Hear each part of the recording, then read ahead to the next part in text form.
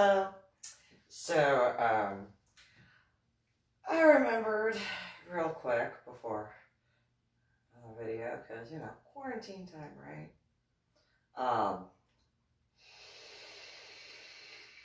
So I had written about a few different things, and, you know, just a couple of books. Anyway, so I'm gonna start out with this event that did occur. It did. It happened. And then I'll go into how accurate. So one day when I was dealing with some stuff, as I have over the years, but in specific when I was in the 2-star general's office on post at Fort Sam Houston, sitting in the chair across from the desk of General Gilman, as I brought up the different aspects of what was going on in reference to the funeral aspect of my dead ex-husband, the Bronze Star, Chief Warrant Officer 3 that was there, and, direct ordered the E7 funeral director to not attend. The 2 different 2-star generals, all that sort of stuff. Not making light of it, just one of those, that. And then the fact that my son and my daughter were denied the memorial service because of the aspects when it came to the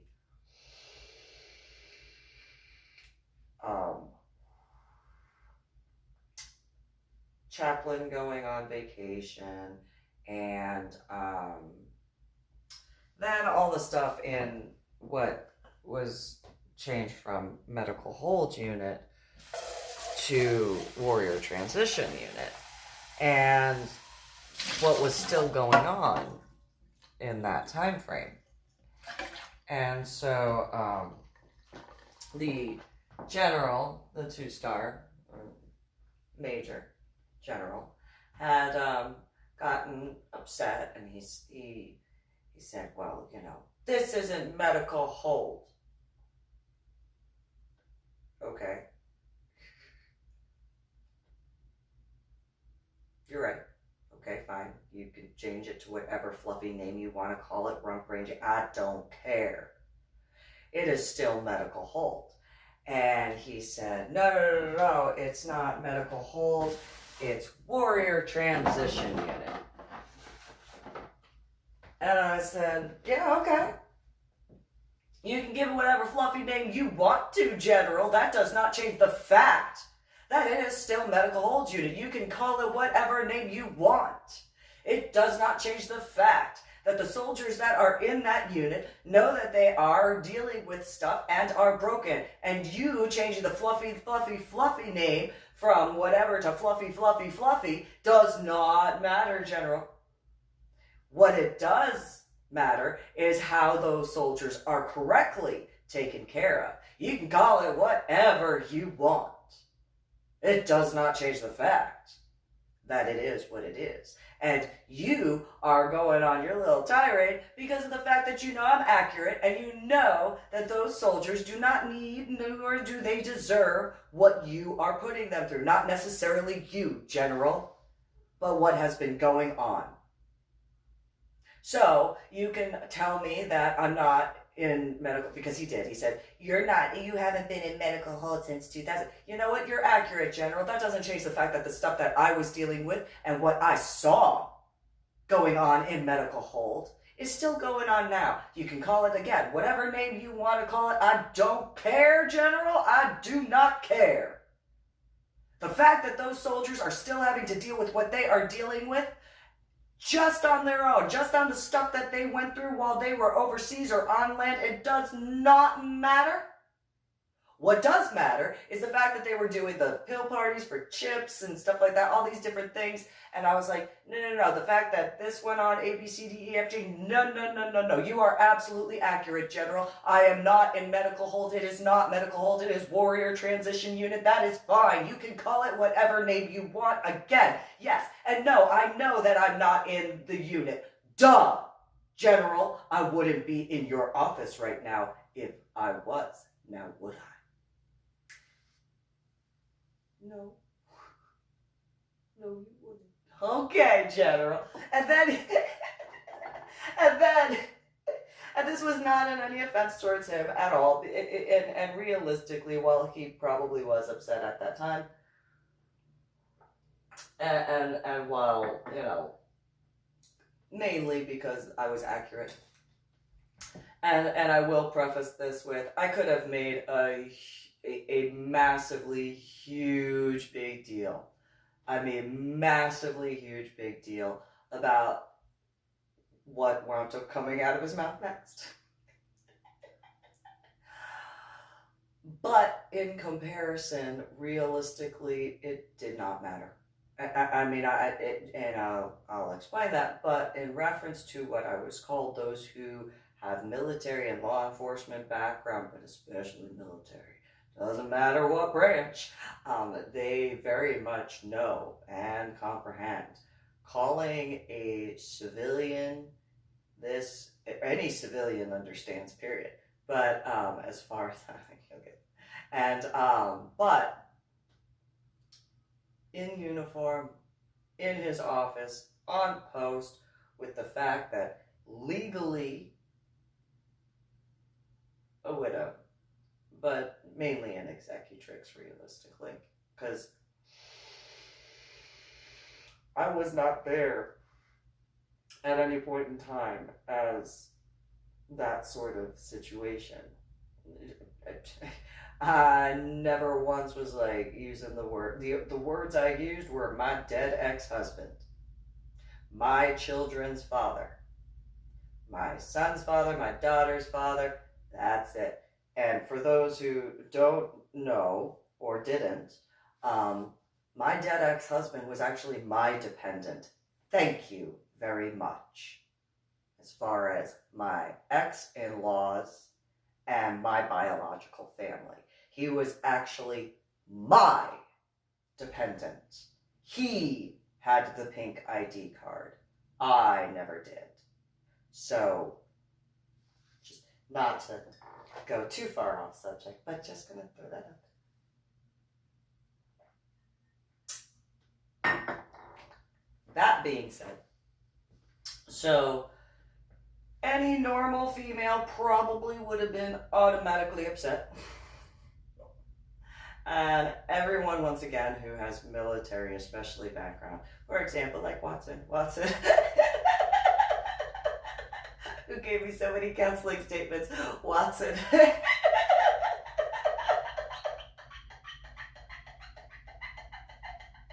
He definitely, like Captain Cupcake too would definitely know, and Captain Beer, but yeah, yeah, and all the guys that were in medical hold when I was in it, but even military guys now, they all know, like that cutie patootie Navy SEAL who went and killed Osama bin Laden. I know that guy knows what I'm about to, and then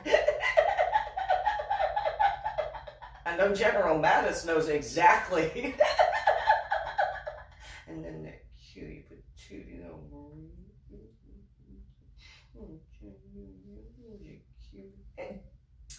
and I know my friend from high school, Kenny, definitely knows. So, for those who don't, in the civilian sector or whatever, generals, any officer realistically, any officer is not allowed to swear while they're in uniform. They cannot say one, nah, and definitely cannot say it to a civilian. Like, at all. Cannot do it. In the situation that I was in at that time, definitely bad form. Very bad form. So, as that situation was going on, and the general, the major general, so remember there are 5 ranks of generals, technically for multiple individuals, but 5 is of the, well, in that case, the army. So there's the brigadier general, which is a 1-star, the major general, which is a 2-star, the lieutenant general, which is a 3-star, and the general, which is a 4-star, and then there's the 5-star, which is the general of the army. There's only one of those. So the major general, in his office, while he was in uniform, on a military post, as I'm, going and saying, this is, you need to fix this for these guys, you need to fix this for these guys, you're just mad because of the fact that I got a blue ID card, so I'm not the typical, like, in that regard, where you got 30 days, you can dry it out, and then, hey, don't have to worry about that. That's why I am here. And he, said a few things, I said a few more things, and then he goes, you are a royal fucking cunt!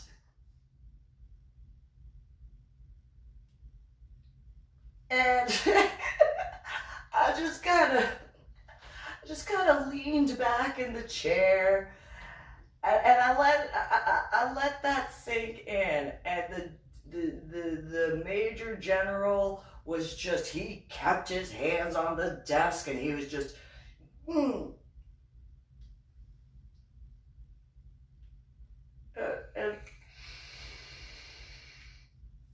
a few minutes go by, and it didn't dawn on him what occurred. And so I said, I looked at him, and I had a big old smile on my face. And I said, thank you, General. And real quick from that, like, it was silent, he kept his hands there, like, yeah, I called you that, what you gonna do? And then he kind of just, whoa, what do you mean? Thank you, General. I'm like, well, I mean, you are a 2-star general, correct? Uh-huh. You can see it hit him right then and there, where he's like, oh, I got stars. And I was like, uh-huh. This is your office? Uh-huh. I'm a civilian? Uh-huh. You're in uniform? Uh-huh. And we're on a military post. Uh-huh. And the more that's going, I got a bigger smile. I was like, uh-huh, yeah.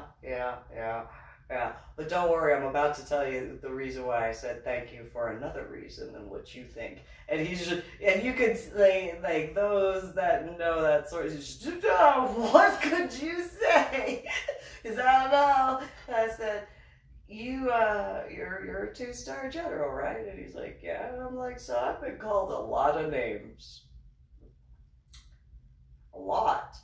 You are accurate. Yes, I am a royal fucking cunt, and that is mainly because you are really mad at me. But thank you for, and that's not the only reason, but thank you, because you're gonna have to be a minimum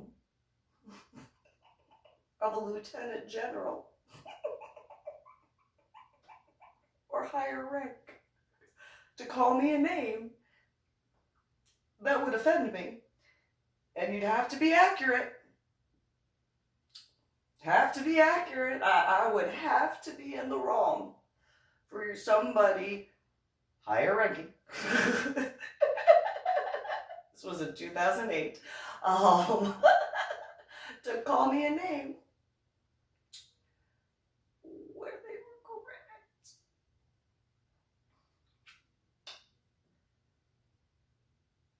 Not gonna happen, is it? And he just looked down at his desk, he looks back up at me, and he goes, oh my God. And I was like, so, thank you for, thank you. And not in an arrogant way, it was just realistically the truth. The truth. Absolutely. 100%. Absolutely. So, in that, pun intended. So,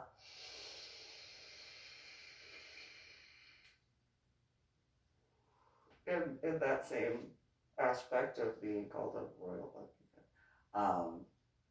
My biological mother said that she had done some research and that something along the lines of the SARS or something like that.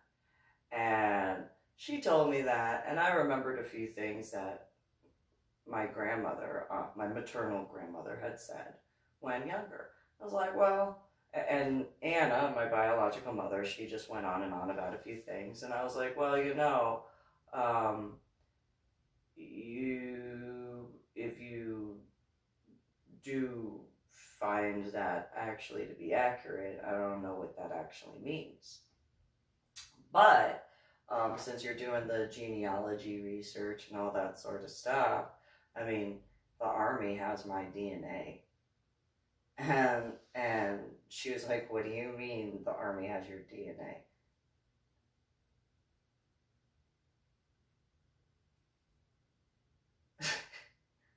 What do you mean? What do I mean? And the Army has what do you think happens when somebody joins the military in this era?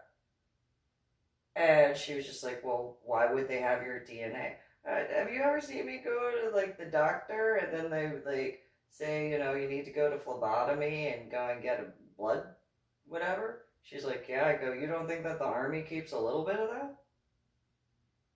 And she was like, well, why would they do that? Because it's the Army.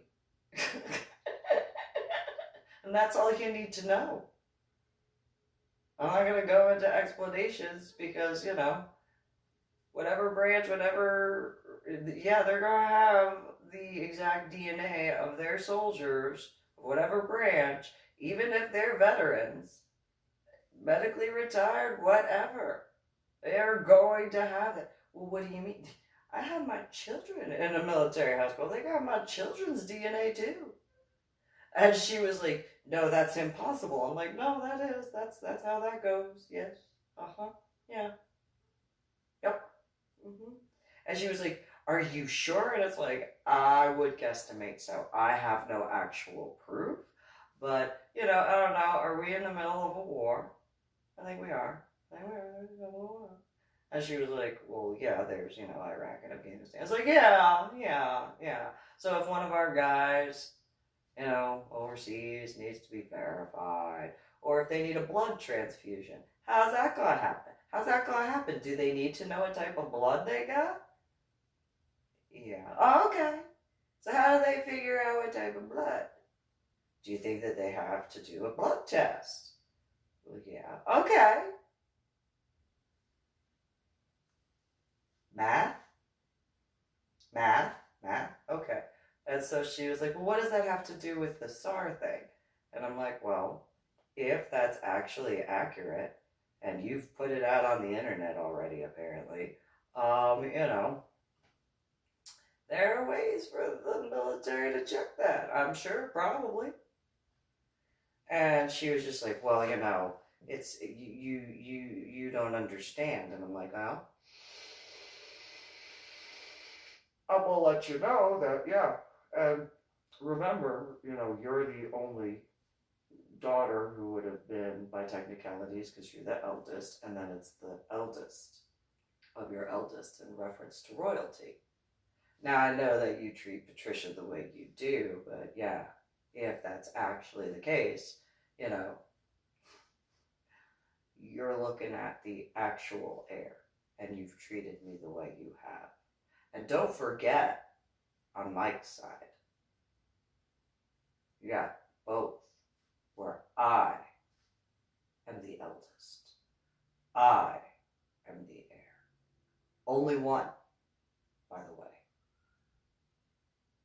And she was just, yeah, whatever, your sister could. No.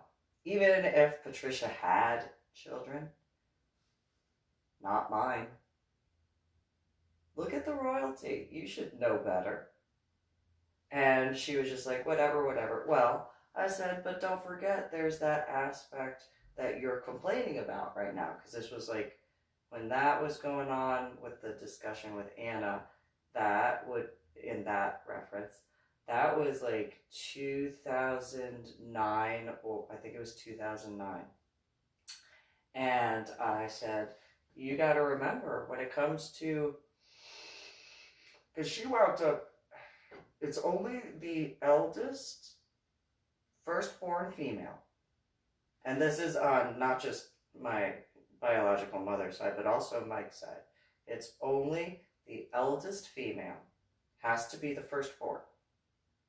Has to be the firstborn female, and it has to be the eldest. So if there's like two siblings, it's not, if the female is not born first, it's not the same. So eldest female, and 2 times go through menopause.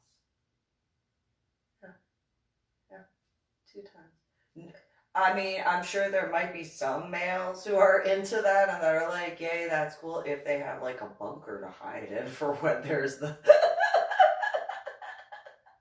for when there's the, you know, stuff that goes on. But yeah. I had to deal with menopause twice. Like there wasn't enough that I was dealing with in my life. After all the stuff that I wound up dealing with up until that point, then my biological mother goes, oh, I'm going through like my period again. And I'm like, what? What do you mean you're going through your period again? And she goes, and she said that, and I said, where's Mike? Where'd he go? And she goes, what do you mean? And I'm like, oh, I just want to, he's alive, right? He's alive? And she was like, what's that supposed to mean? Why are you saying that to me? And I'm like, where's he at? Where did he go? Where did he go? I feel so bad for him. And she goes, why are you saying that? Because he doesn't have a basement to hide from you in this state. No basement in this. No. So he's out in the garage, isn't he? Because you won't go in the garage, right? You'll go outside and annoy him outside, but you won't go in the garage, right? And she was like, yeah. I'm like, all right, I'm out of here. No. You were overly emotional when I dealt with you growing up. Oh, no. No. So I go out to the garage. He has like 7 fans going at the same time. And it was like, I think it was, oh man, it was like, it's like June. And it's like, oh, it's not even the hottest month yet. And it's like, ooh, so what's going on? And he goes, I'm hiding. And I'm like, yeah, I bet you are. I bet you are. And he's like, there's no basements in this state. I'm like, yeah, did you know that he's like, I heard about that being a thing. I did not know that was real. I was like, yep. Thanks a lot. Just want to be like, thanks. And he's like, oh, that's right. You get to deal with that. At least, you know what, you can laugh, but you know what? And he goes, what? I go, at least anyone that I wind up being with is at least going to have the forewarning. You didn't get that forewarning, did you? He was like, what do you mean? I'm like, well, you probably wouldn't have moved from Illinois to the state of Texas. If you knew, right? He was like, yeah, I would have been like, let me keep the basement. let me keep the basement. Cause I'm like, yeah, that's on your side of the family too? And he's like, yeah, what about it? I'm the eldest? And he's like, oh, well, at least you'll be nice and let the guy know. I'm like, yeah, at least I'll be nice. I'll be nice and give that heads up. Yeah. You know, but so by technicalities, that 2-star general had no idea how absolutely accurate he was, which probably takes another level of not being that upset about that. But yeah, I've been called a lot of names. So, you have a good one.